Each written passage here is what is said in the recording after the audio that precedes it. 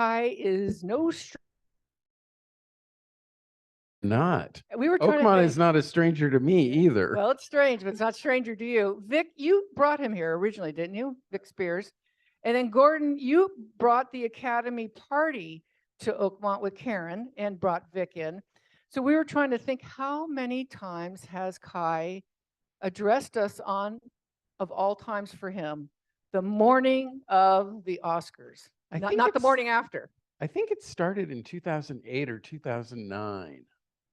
So we're thinking 10 times. And I had been a guest of the Symposium a couple times before that, but the Oscar Sunday thing was like 2008 or 9. Right. So, as I said, how many people have seen Kai here before? The Sunday Symposium. Okay, and the rest of you, Kai, we'll have to get him here. Now, Kai is one of our favorite speakers, and you may remember many, many years ago, Kai ran the beloved Rialto Cinema Lakeside right next to Mary's Pizza, and then relocated out in Sebastopol. Is it 2012? May of 2012. It's incredible. And so he also has Rialto Cinemas in Berkeley and El Cerrito. And it says that Kai is genuine, bona fide, complete, and a total movieholic. Anything movies. Who wrote that? It's Judy. The actors, the films, the directors, whatever, he knows it. And you have showed us many times. For that reason, we should listen with both ears when he gives us the Academy Award review. This is not to be intended to be used for your gambling later on tonight at the parties, in the pools. So Kai was born and raised in Great Falls, Montana, right? Yes, I was. And we're very lucky to have him here in the North Bay. Every year, Kai tells us who his choices are from the movie people from whom he would most like to have dinner with, too. So Kai, in addition to your Academy Awards review, we are also eagerly awaiting to hear who your preferred dinner partners would be for 2023. So let's welcome Kai. I'm going to have to think about that question. Thank you all. It's so great to be here. Thank you for getting up extra early today. Who decided to make daylight savings time Oscar Sunday? Not me. Before we dive into the Oscars, I have a couple of pieces of shameless self-promotion to do. How many of you like classic movies? How many of you like free classic movies?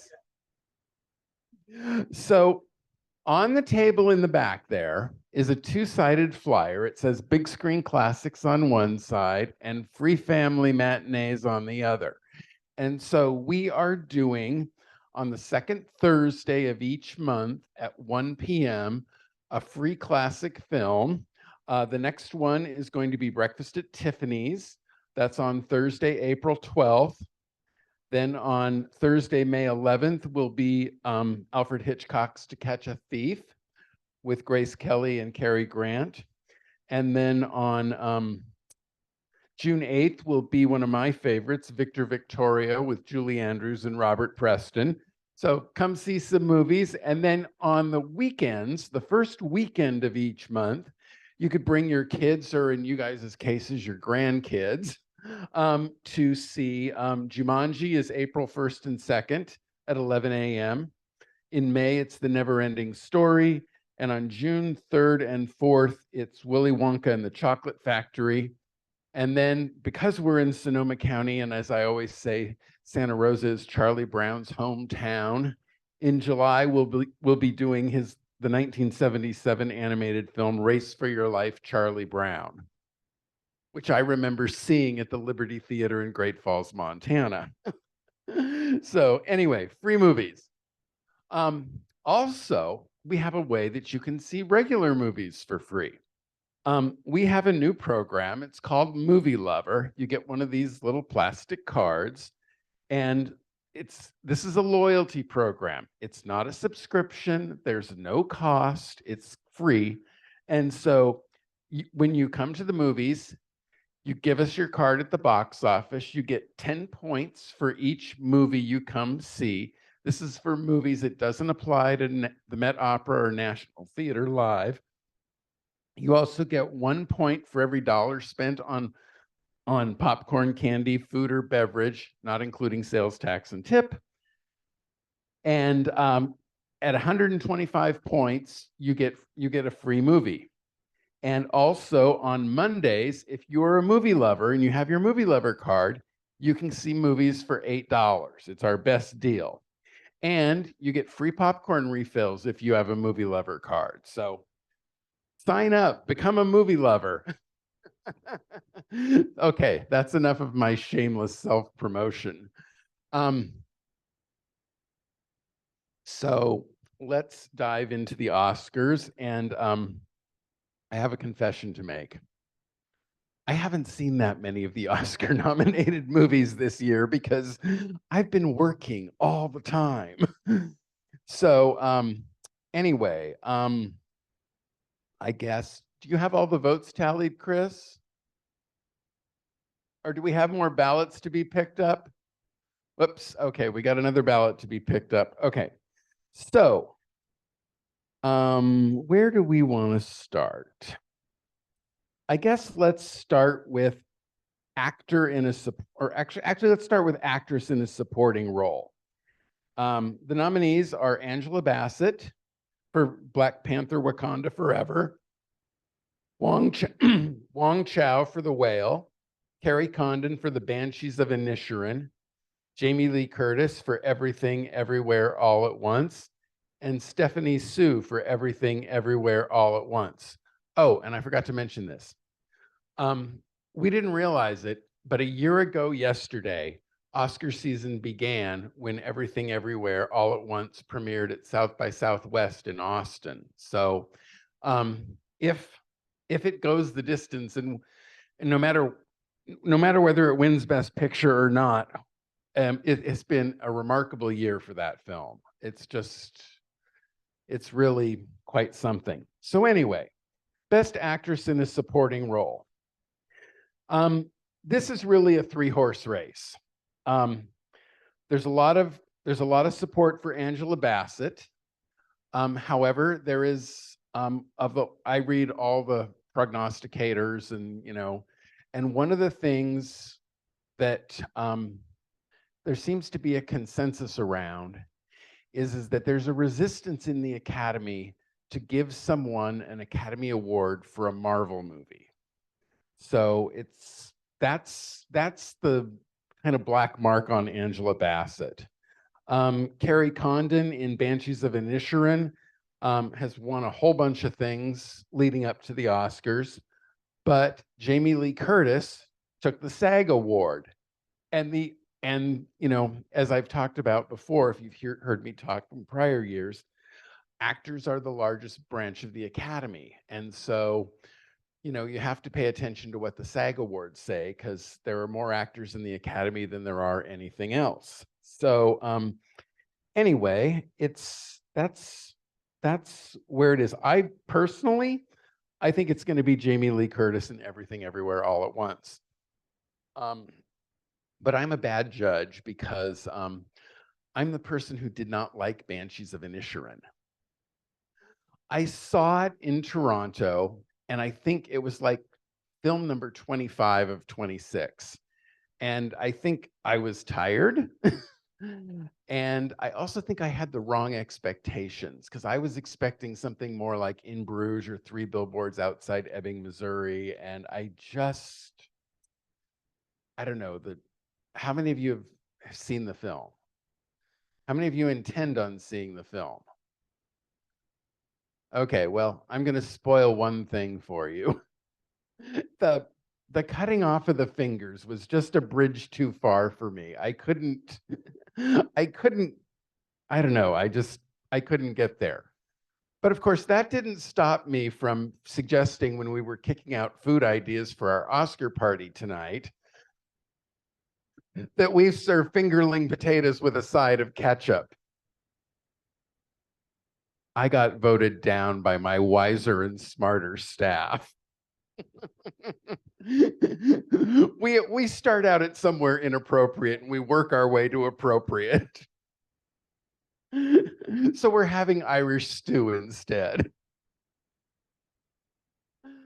How many of you saw Everything Everywhere All at Once? Okay. How many of you liked Everything Everywhere All at Once? How many of you didn't like Everything Everywhere All at Once? Wow, you guys did a good job at dividing yourselves up. How many of you didn't understand Everything Everywhere All at Once?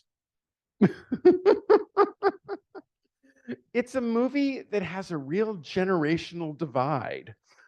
I mean, the kids on my staff, they all just love it. They think it's like the greatest thing ever made, and I'm like, why? I don't know. I I admire the inventiveness of it. It's an original idea. It's original content. It's not based on a comic book. Thank you. um, but I was done with it about a half an hour before it was over. Chris, do you have my results? This is Chris. Chris has been with us since 2005. He's one of my right-hand men. Okay, so this is interesting. Which one were we doing? Oh, actress in a supporting role. Geez, I almost announced the wrong category. You'd think I'm at the Oscars. Okay, Oakmont says Jamie Lee Curtis for Everything Everywhere All at Once. Angela Bassett was number 2. So there you go. So moving on to Best Actor in a Supporting Role. The nominees are Brendan Gleeson for Banshees of Inisherin, Brian Tyree Henry for Causeway. I have no idea what Causeway is, sorry. Judd Hirsch for The Fabelmans, Barry Keoghan for Banshees of Inisherin, and Ke Huy Quan for Everything Everywhere All at Once. How many of you saw The Fabelmans? Okay. How many of you didn't see The Fabelmans? Okay. All righty. Judd Hirsch is the Judi Dench of this year's Academy Awards. He's only in the movie for 1 or 2 scenes, kind of like Judi Dench was in Shakespeare in Love when she won her Oscar for Best Supporting Actress. And you guys think that Judd Hirsch is going to win the Oscar. But it's a tight race because number 2 with only 1 vote less, and this is a point why voting is important, is Ke Huy Quan for Everything Everywhere All at Once. So, this actually brings up an interesting thing, because we've talked about this in the past about the ranked choice voting that the Academy uses for Best Picture.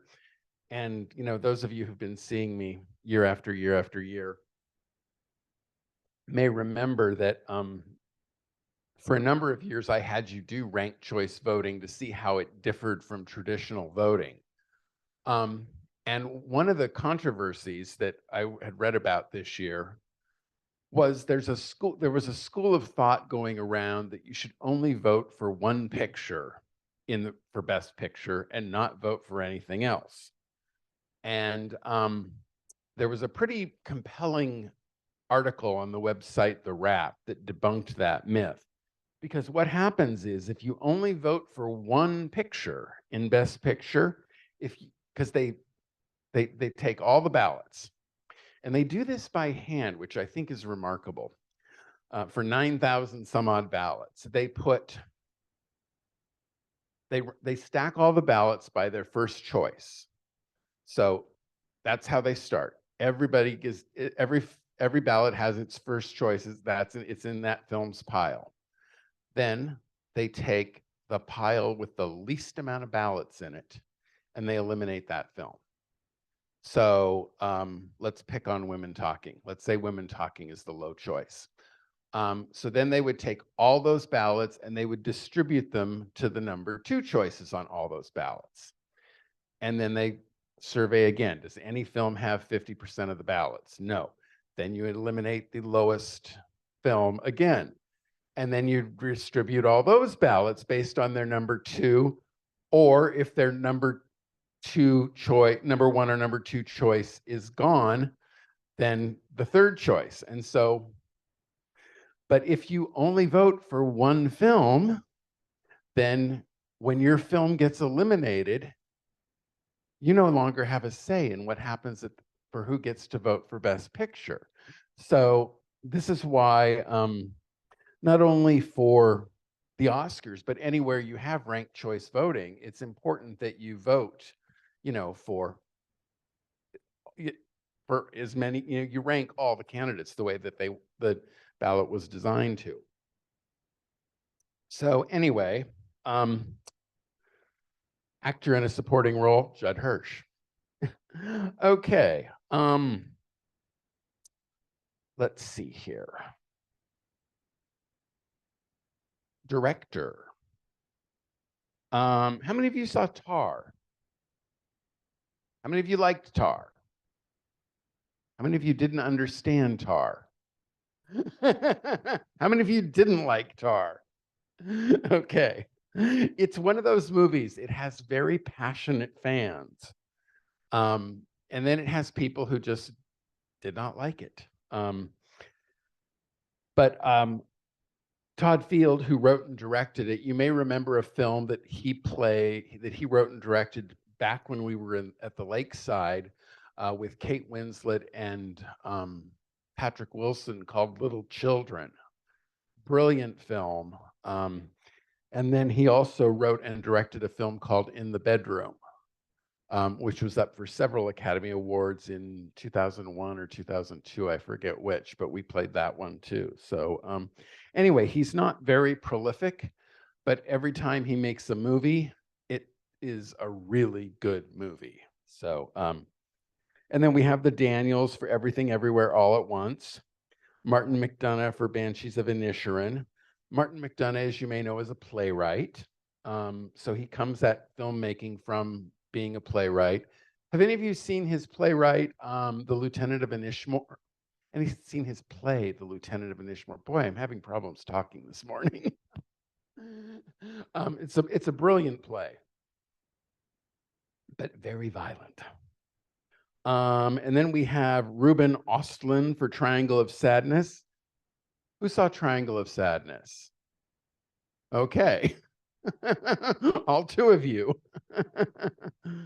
And then Steven Spielberg for The Fabelmans. And I think I already asked how many of you saw The Fabelmans. Didn't I? Yeah, okay. All righty. So Oakmont says Steven Spielberg. But I don't think you're going to be right on that. I really think this is going to go to the Daniels. But, you never know. So, okay. Let's talk about Best Actress. So we have Kate Blanchett in Tar, Anna de Armas in Blonde. Did anybody see Blonde? A few of you did. Okay, cool. Andrea Riseborough in To Leslie. I know at least two of you saw To Leslie because you voted for her. Michelle Williams for The Fabelmans, and Michelle Yeoh for Everything Everywhere All at Once.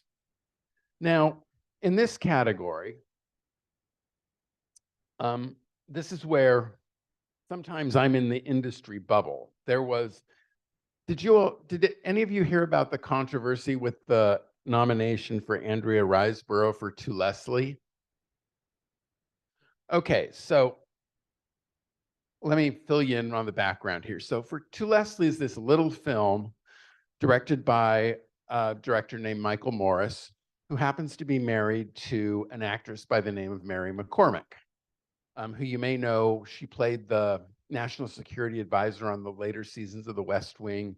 She starred in a great TV show on the USA Network called In Plain Sight. She was the very sarcastic, what do you call it? WITSEC inspector. And so anyway, her husband directed this movie, and Mary McCormick was very aggressive promoting the film on Instagram and getting her, her Hollywood friends and stuff to see the movie. And they had a lot of high profile actors and actresses hosted screenings and endorsed the movie. And So it was quite a shock to everyone, myself included, on Oscar morning when Andrea Riseborough got a nomination for To Leslie. And, the question is, did they violate any of the Academy rules? Well, it's interesting because one of the things, the Academy has a lot of stringent rules for its members and its nominees, but it has no control over what people who are not members of the Academy do. Mary McCormick is not a member of the Academy. So one of the things you can't do as a nominee is promote yourself or compare your work to other nominees' work. So you can't say something like, Angela Bassett is a lock to win this category, so you should vote for Carrie Condon. You can't say that. You can't put that out there on social media. The Academy does not allow people to compare the nominees to one another when they're promoting their own nomination. So, interesting little bit of trivia. Anyway, we actually played To Leslie because it was a surprise to us that this movie got this nomination, and we thought, well, we better play this. We ought to make sure that people have a chance to see it. And a few of you came, so that was nice. Anyway, well, this is interesting. So for actress in a leading role, Oakmont is predicting a tie. Cate Blanchett for Tar and Michelle Yeoh for Everything Everywhere All at Once. So this is a good example of what a nail biter this particular race is going to be. I mean, there's been a lot of press that Everything Everywhere is going to win everything, and it's gotten a ton of headlines and stuff. But when you dig below the headlines, it's not as clear cut as some of the articles would like to believe. Actress is a very, very tight race. And I'm not sure which way the Academy is going to go on this one. I could see it going either way, just as you guys split the vote. So anyway, moving on. Actor in a leading role. How many of you saw Elvis? Okay. How many of you saw The Whale? A few. How many of you saw After Sun? A couple. Okay. And how many of you saw Living? Living with Bill Nighy. Okay. So this is another one of those categories that it's for a while it felt like Colin Farrell was going to win this because he was on a roll coming out of the Venice Film Festival and he won at the Golden Globes. But Brendan Fraser also won at the Golden Globes because the Golden Globes was convinced that Banshees of Inisherin was a comedy.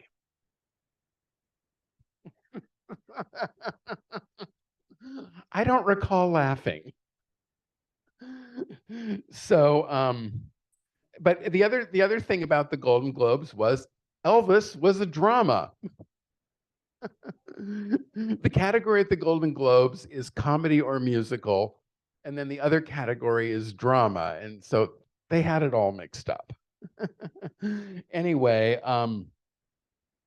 but Elvis was directed by Baz Luhrmann, who I've loved Baz since Strictly Ballroom, way back in the 90s. Such a great movie.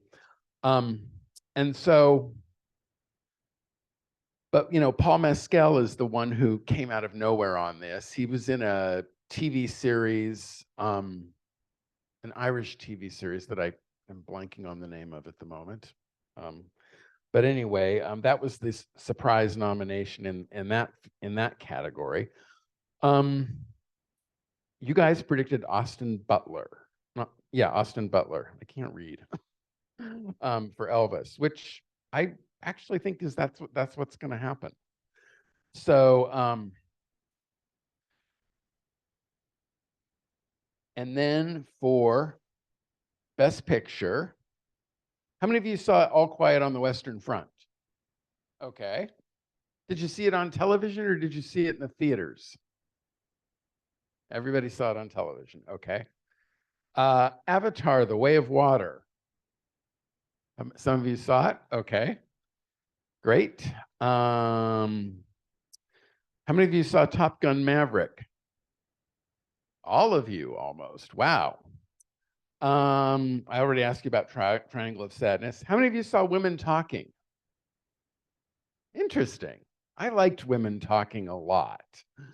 I thought there's quite a lot to think about there. And I mean, definitely a film that lived up to its title. But I mean, I really thought Sarah Polley did a marvelous job writing the screenplay and directing the movie. And even though it was largely confined to the hayloft, it didn't feel like a play. You know, so often when you have films that are confined to one location like that, they can feel very stagey. And I didn't feel like that. I felt like Sarah Polley did a really good job. You know, and it's interesting because Michael, my husband, was not as entranced with Women Talking as I was. So it's one of those films that I wish it had gotten more recognition, but I'm glad it picked up a Best Picture nominee. So now if I were a betting man, I would have bet that this audience would have said Fabelmans for Best Picture. So I'm surprised that you guys chose Everything Everywhere All at Once. So, but interestingly, looking at this, who wants to guess what number 2 was? Elvis. So, and the two films that got no votes were Triangle of Sadness and Women Talking. So, anyway, you guys have heard me prattle on long enough. Why don't I answer some questions? What questions do you have about the Oscar race this year, or questions in general for me? Because I know some of you have asked about how the movie business is doing, and I will talk about that. But let's take some of your questions. And with Women Talking, the producer, director, whatever, decided never to have us meet any of the men who had caused the violence towards them. We only meet one man, and he's a good man. Right, Ben Whishaw. And so the shadow of evil was there, but none of the men were introduced to us. What was the thinking behind that? I believe that's that Sarah Polley was being true to the novel that the film is based on, because it is adapted from a novel. And so I haven't read the novel, but it's my understanding that you never meet the men in the novel either, because they didn't want the film to be about the violence or about the perpetrators. The thing that was interesting to the author of the novel and to Sarah Polley as the screenwriter and director was the process of this group of women having control of their destiny for perhaps the first time in their lives. And so it was, you know, there's a few little scenes where you kind of see the attack from the victim's point of view, but it's just little flashes, because ultimately Sarah Polley didn't want to make a film she didn't want the film to be about the violence. She wanted to be the film to be about the women, you know, deciding and the division within the women. For those of you that saw Women Talking, how many of you were surprised that Frances McDormand was playing the character she played? Yeah, I would have thought Frances McDormand would have been playing a character that said leave. It was really an interesting twist that she was playing one of the women who was voting to stay. So, but you know, another brilliant performance from Frances McDormand. So, Yeah, not a question, but the movie Causeway that you said you didn't know what it was. That's a movie with Jennifer Lawrence and then she has a relationship with the young black man who's an amputee in the movie, and I think he's the one nominated for Best Supporting Actor that you called out. It's actually quite a good movie. but okay, I cool. just wanted to give a little shout out to that movie. Thank you. I learned something today. Oh, you, Kai. I know somebody over here had their hand up. Yeah, we had hands up over here.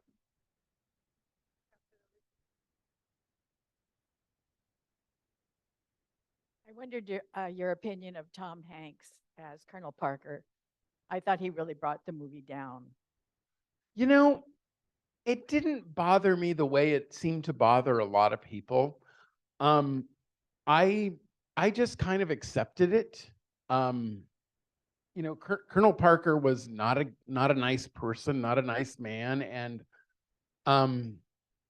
you know, I think Tom Hanks was trying to stretch what he did there. Was he completely successful? Maybe not 100%, but it didn't pull me out of the movie the way a lot of people said that it pulled them out of the movie. So, I have a general question. Kind Okay. of about, seems to me there's some sloppiness where people don't do the research they should do in the movie. And an example, like me. well, so an example in one of the movies here is Tar, and the actress who plays the Tar, you know, Kate Blanchett. Kate Blanchett. Yeah, talks very at one point really an important thing about the intention of the composer and how important the intention is for the composer to get that across.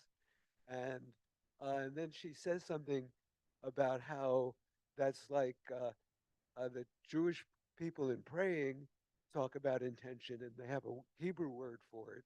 And she totally mispronounced the Hebrew word as Oops. she said kavana, it's kavana.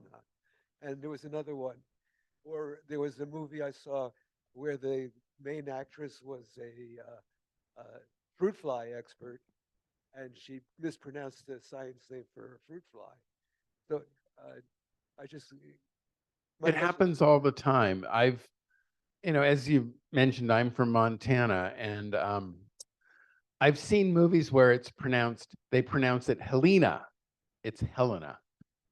Anybody from Montana knows it's Helena, and we all think it's hysterical when it gets mispronounced. So it's one of those, there's a lot of those things. Can you give us a few suggestions of movies and performances that did not make the Oscars that you thought were Oscar worthy? Judith Ivey in Women Talking, for one. I thought she was quite good in that. Let me think here. I was surprised Glass Onion was not up for Best Picture. I really liked Glass Onion a lot. I actually thought it was more enjoyable for me than Knives Out was. I was ready for Knives Out to be, someone's adamantly disagreeing with me here. But that's why, you know, if we all like the same thing, we wouldn't need multiplexes or 500 channels or how many million streaming services there now are. Let's see. I really thought that the documentary Hallelujah, Leonard Cohen, a Journey, a Song, should have been up for best documentary feature. And, you know, I don't say that just because the filmmakers Dan Geller and Dana Goldfein are friends of mine. I thought it was a really beautiful movie. And, you know, full confession, I'm not a Leonard Cohen fan. I didn't know that much about Leonard Cohen. And I just really loved the movie. And I thought they took a challenging subject and really did a brilliant job of making that movie. There was another documentary called Good Night Oppie, which you can watch on Amazon Prime, which I thought was a wonderful documentary and should have been up for Best Documentary Feature as well. So those were my biggest surprises in that regard. I really liked both those movies. And I think the movie has a terrible title, but I really liked Laura Petraeus's film, All the Beauty and the Bloodshed. How many of you know All the Beauty and the Bloodshed? All the Beauty and the Bloodshed is a portrait of the artist Nan Goldin. And she's a New York artist in the 80s and into the 90s and presently. She's world renowned, but she had, I forget exactly what happened, but she got prescribed opiates and became addicted to opiates because of OxyContin. And so she formed a group called PAIN, which Patients Against something something. Anyway, she's the one who was the key person behind organizing the effort to get the Sackler family name off of the galleries at the Metropolitan Museum of Art and the Louvre and galleries throughout the world. And, Laura Petraeus did a great documentary that looks not only at Nan Goldin and her journey as an artist, but also as her journey as an activist and advocate in terms of getting the Sackler name off these galleries. And so I think it's a really important film. I don't get the title. I think the title is kind of a challenge to getting people to see the film. I don't know what you'd call the film other than All the Beauty and the Bloodshed, but it is a movie that I really liked that I thought deserved to be wider seen. Somewhere I read that their Academy is thinking of eliminating, in the spirit of wokeness, Best Actor and Best Actress and merging them together. Is that serious? I haven't heard that the Academy's thinking of doing that. I know that other award shows have done that, but I will tell you the cautionary tale of the Brit Awards. The Brit Awards are like the Grammys. They're for music. And the Brit Awards have had non-gendered categories now for 2 years. Last year for the Brit Awards, it worked out fine. Adele won everything. This year for the Brit Awards, they had non-gendered categories again. And there were only 2 women nominated for Best Performer. And the rest of it was all men. So non-gendered categories is a double-edged sword. I don't know. I think I'm too old. I think that there's boys and there's girls, and but I have trans employees, I have non-binary employees, I have non-binary friends, and so I think that rather than getting rid of the male and female categories, why not just add a third? I think that would make more sense. But Best Actor, Best Actress, Best Non-Binary Actor, I don't know. This is for smarter people than me to figure out.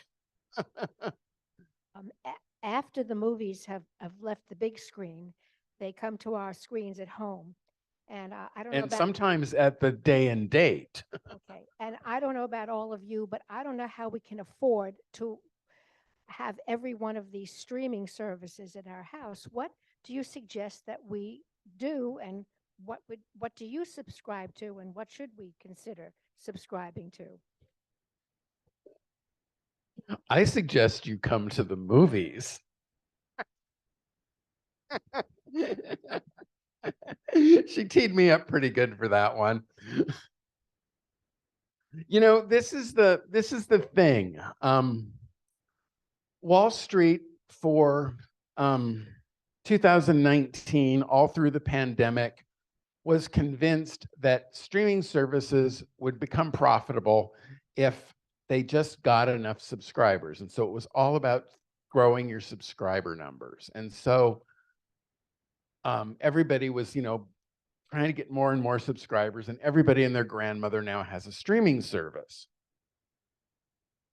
But what's happening is that there's not a lot of growth because a lot of the services are experiencing what's called churn, meaning people sign up, they watch what they want to watch, and then they drop the service, and then they sign up for something else. I'm guilty of this. I mean, I can't afford to have Netflix, Hulu, Amazon Prime, Peacock, Paramount Plus,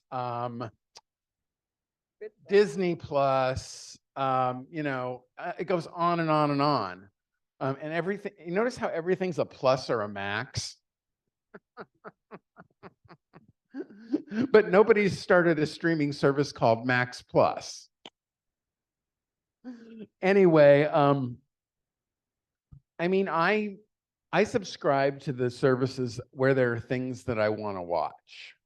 So currently I'm subscribing to Netflix, Hulu, Paramount Plus, and I order enough stuff on Amazon that I pay for Amazon Prime, and the streaming is actually just a bonus. I do it for the shipping. But that's one of the things that differentiates Amazon in that game. I will say, I'm pretty happy that Amazon, with the acquisition of MGM by Amazon, because finally it means that there are people at Amazon who actually understand how to release a movie to movie theaters. For the longest time, they had people there who didn't get it. But, they've made a big commitment to theaters with Creed. They're making a big commitment to theaters with Ben Affleck's new movie called Air, which comes out in April, which I'm very excited about because I think he's a very interesting and talented director. And so, I'm happy about that. The thing that's really that I'm pleased to see has happened is the Warner Brothers experiment of putting out movies day and date on HBO Max and in movie theaters has been deemed a complete failure. They're going back to the traditional theatrical model. And most of the distributors are now saying, we're gonna put movies in movie theaters first. What they're not doing is they've tightened up what's called the window. So it used to be you went in movie theaters and then it was 90 days before you went on what's called PVOD, or premium video on demand. That means where you pay, $29.99 to rent the movie. Now they've shrunk that window down to as little as, most of the time it's 45 days, but sometimes it's only 17 days. And one of the things that we as an industry are fighting with Hollywood about is when you make the determination of what the PVOD window is, or the SVOD, which is subscription video on demand, which is what, Netflix and most of them are. Anyway, do you decide what a film's fate is based on the opening weekend box office, or do you let the film play and see what happens? Because with Fabelmans, the movie was deemed a failure because when it first opened wide at Thanksgiving, it didn't do that well. But it's one of those movies that has sat and played and played and played. I mean, we're still playing it at the Elmwood in Berkeley. We've had it on screen since Thanksgiving, or actually before Thanksgiving. What our argument is that you shouldn't decide a movie's fate based solely on the opening weekend. You should, let it see what's going to happen with it before you decide to kick it just to streaming and to video on demand. So, and it's getting better, but it is a challenge. And the other thing that happened, Netflix, put Glass Onion in a few theaters. We did not get it in Sebastopol, but we were lucky enough to get it at the Elmwood in Berkeley, and we had it for I think it was 1 week. It was a 1 week run. And the film did incredibly well at the box office. The Netflix doesn't report box office, but the estimates were that it collected $15 million in that 1 week. Had they let it be in theaters and let it be released widely in theaters, it could have been $100 million movie. And that's $100 million that is on top of the subscription fees that Netflix collects. It would be a revenue add for them, but now they wouldn't get all of the 100 million because the theaters would get some of it, but not a huge chunk. So, and Wall Street is like woken up to this and recognized that, that these companies, in order to be profitable, they ought to put the movies in theaters and get the theatrical exposure and the credibility, and then put them on streaming. So, but it's a complicated universe because we taught everybody how to stream during the pandemic. I mean, if I have one regret about what I did during the pandemic, it's that we were so focused on keeping the brand in front of the public that we created Rialto Recommends, where we were recommending a movie every night on Facebook and sending out a weekly email of what our recommendations were. And, it didn't really occur to us at the time, but we were teaching our audience how to stream. And that wasn't terribly, in hindsight, it wasn't terribly smart. I don't know what the other decision would be to keep the brand alive in a period when you can't show movies for 14 months. But if I could change one thing, I think that's something that I would change. So, okay. My question is along the same lines of what you've been touching on, and that is that our number one preference from important films would be to go to movie theaters to see them. Right. And I'm just wondering, looking back at the pandemic and going forward, how are you doing? Because your survival is key to us. Well, it's getting better. It's getting better slowly. One of the things we've seen is that our special events business, like the Met Opera, National Theater Live, the exhibition things, and the community kind of events we do, has come back much quicker and much stronger than regular moviegoing. And so I've been getting up at these events and making a point of, how much we love doing all this stuff. But at the end of the day, we need every single person, and that includes every single person in this room, to go back to becoming regular moviegoers. It's why we created Movie Lover. We never had a loyalty program before, but we were talking about it before the pandemic. We'd actually had a couple of meetings. We picked the name. We were working on what the benefits were, and then the pandemic hit, and then it got shelved for 18 months, and then we finally got it launched. But we need two things. We need the audience to come back, but we also need the films to come back. Because if you look at 2022 and the total box office, it was about 65% of the total box office for 2019. Now, if you look at the number of films that went into wide release in 2022 versus 2019, it was also about 65%.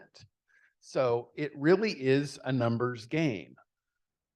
Movie theaters need product. We need movies. We need all kinds of movies. We cannot survive on a steady diet, as much as it's being force-fed to us, of Marvel movies and DC comic movies. We need movies for kids. We need movies for families. We need movies for adults. We need movies for older adults. We need comedies. We need dramas. We need horror films. We need documentaries. We need foreign language films. We need it all. So, and the other thing that has happened is that, in the whole push towards streaming, and this started before the pandemic, the streaming services were throwing so much money at the development of product, of series.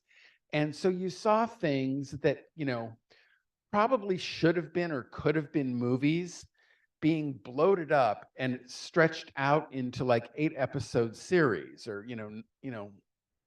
these limited series things. And I think you're going to see a change in that, because there's going to be a change in the amount of money that these companies spend on content. They're going to shift it back toward, they're going to spend less money. They're not going to make less stuff, but they're going to spend less money, which means they're probably going to shift more back to movies. You're still going to have the need for series, but you're also going to see that change. I have some friends who they're just incensed that they find a series they want to watch, and they're not dropping, the provider's not dropping the whole series at once. They're doling it out a week at a time, more like traditional television. And this is a huge change. The other huge change is, how many of you still watch traditional television over a traditional cable provider? Okay. How many of you watch ABC, NBC, CBS, all that via streaming? Watch the traditional broadcast networks via a streaming service? Okay. I do. And so what happens is, like, I pay for Paramount Plus. I pay for the ad-free version of Paramount Plus. And so I don't get the commercials. There's millions and millions of people that are not getting the commercials. And when I used to have my DVR with cable, I would, record everything, and then I would fast forward through the commercials. But if there was something that caught my eye, I could go back and watch the commercial. And like, I'd always watch the movie trailer commercials. Well, now I don't do that, because I don't get the commercials. I don't even get the opportunity to get the commercials. And even when I'm on, like, every now and then there'll be a show where it's like, this show includes commercials. Hulu has certain shows that have to have commercials. I don't understand why, but the quality of the commercials that are running on streaming are crap, So, there's the whole way we reach people to talk about movies has changed. I mean, have you noticed the Press Democrat doesn't run movie reviews every single Friday? They run one or two maybe, and then they run some streaming reviews, but some weeks there's nothing about movies at all in the Friday section. The only thing about movies is my ad and the Summerfield's ad. And that's typical of newspapers across the country. So there's been a whole change in how do consumers find out about movies, because there aren't the number of eyeballs watching broadcast television. So you don't have the must-see TV of Thursday nights and all those commercial placements, which were very valuable to the studios and to big Hollywood movies. But you don't have the reviews. It's just, there's a whole change. And so we're all figuring out, how we communicate with all of you. Movie trailers are still the number one source of movie advertising, because the most likely people to come to the theater are people who are already in the theater. So that's where we start. But we're working on trying to figure out how to reach people that we haven't been able to reach. Am I running out of time? No, but we just had somebody drop in a car key, and it also it says 150 California. And it looks like it's a bottle opener for a beer bottle. Come on, come. And then a Giant's key. Is this anybody here? Well, it looks like I got a new car. Okay, next question. Going back to what you were saying about movies premiering and, and staying in the theater for a certain amount of time before they streamed. Right. What happens to the bottom line at theaters if there's some movies that just kind of languish there, like not many people go and view them? I've seen that happen locally. where there's maybe 3 people in the theater and Yeah, it happens more than we would like. um, the bottom line is we're losing money. That's the rude bottom line. We've been able to survive up till now thanks to a grant program from the SBA called the Shuttered Venue Operator Grants. The SBA subsidized our operations from March 1, 2020 through June 30, 2022. We are now 9 months past that subsidy. The way the grant worked, it paid most of our expenses in those 20, however many months that was. So we were able to bank the limited amount of revenue we were generating in that time. But now that's the revenue that's keeping us, that money that we banked in that period is the money that's keeping us afloat. So this is why I keep saying we need people to come to the movies. We need more movies. You know, it's a whole ecosystem, not ecosystem, ecosystem. Like I said, it's getting better, but it's not getting better as quickly as we would like. So, but that's also why, you know, we keep being engaged in the special event business. And like last week, we had an event where we showed this film Marguerite from Bauhaus to Pond Farm. It was a benefit for the pond farm. And, you know, we had, what was it, 160 or 180 people, Chris? Yeah, 160 people came to see this 30-minute documentary. And then there was a Q&A, and then there was a reception. And it was, you know, we keep doing those kind of things, but we need those people to become regular moviegoers. I have 2 questions for you landed out. Okay. One from Judy, and that is who you're going to have dinner with in 2023. And then the second one is, hey, what about that Oscar slap last year? Okay, I'm going to do these in reverse order. Okay, so the slap.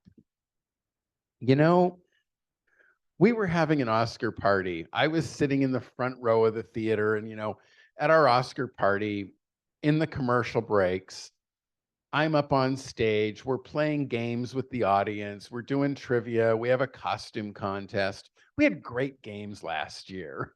Do you remember the movie Don't Look Up? So one of my games last year was I took a poster from Don't Look Up, which had all the movie stars' faces on it, and I cut it up, and I applied the faces to these inflatable bowling pins. And we had this great big inflatable bowling ball. It was a yard bowling set, but we called it the asteroid toss. And could you toss the asteroid and take out all the movie stars? This is, you know, we kind of do irreverent stuff like that. So when the slap happened, it wasn't really clear to us whether it was a bit or if it actually happened. And it all happened so fast. And we were just like, on to the next thing, you know, because we have at every commercial break, you know, I'm up on stage doing something, and then we're passing food or picking up glasses and dishes from the 150 or so people in the auditorium. So it was just like, we didn't really know. It wasn't until after the awards show was over and we got to see, I think it was it Japan, Chris? Yeah, we saw one of the foreign networks. They had the uninterrupted, unbleeped feed of what happened. And so then we were like, holy crap, he really hit him. You know, it was it was a horrible thing. I mean, I think they should have ejected him from the ceremony, but he was up for Best Picture. I mean, up for Best Actor. So I don't know. It was the decisions that were made were the decisions that were made by the Academy in that moment. But I hope that we don't have anything like that happen again. So who would I like to have dinner with? Let's see here. Gorinda Shada, who directed Bend It Like Beckham and What's Cooking. Sheena Easton, my favorite singer. Steven Spielberg. Jamie Lee Curtis. And it's number 5. I don't know. I don't have a 5th one. God, I should know this. Well, I guess I had dinner with number 5. We showed this movie a couple weeks ago. It was one night only. It was called Only in Theaters. And it's the story of the Laemmle family and Laemmle Theaters in Los Angeles. And Greg Laemmle, who is the head of Laemmle Theaters, came and he did Q&A.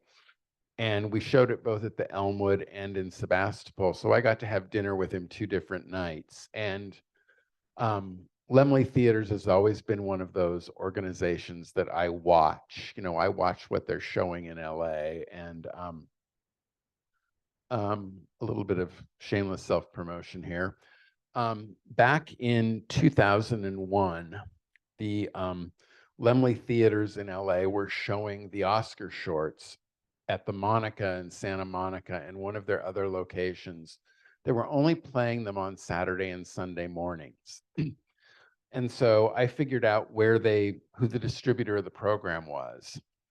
And I got a hold of the distributor and I said, you know, hey, we'd like to show the Oscar shorts. We'd like to give you a 1-week run, you know, on a full schedule. We were the first movie theater in the country to show the Oscar shorts on a full 1-week run with regular show times.